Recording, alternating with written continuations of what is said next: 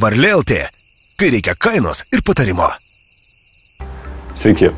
Labai prašau jūsų dėmesio naujam Lenovo produktui, tai yra 13 colių strižainės planšetei Lenovo Yoga Tablet 2 Pro. Tai yra siekio suderinti nešiojamo kompiuterio funkcionalumą ir planšetės portabilumo pavyzdys.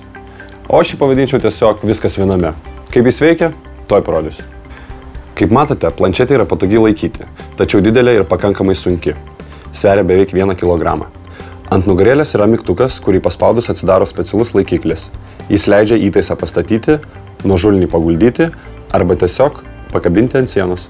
Prietaisą paėmus į ranką, laikiklis tiesiog įspaudžiamas į šoną.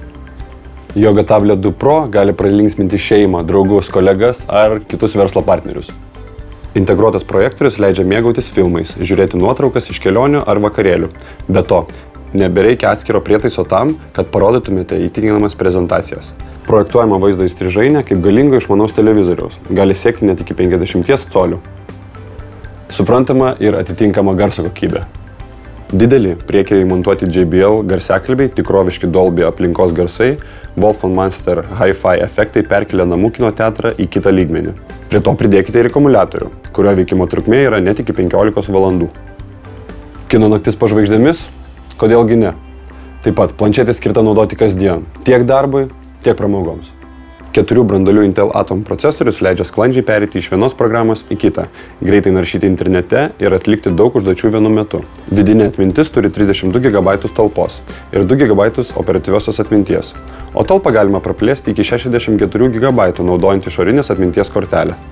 Labai aukšta ekrano rezoliucija ir itin platus žiūrėjimo kampas užtikrina, kad niekas neliktų nuskriaustas. Kalbant apie minusus. Pirma, kaip ir minėjau, planšetė yra pakankamai didelė ir sunki.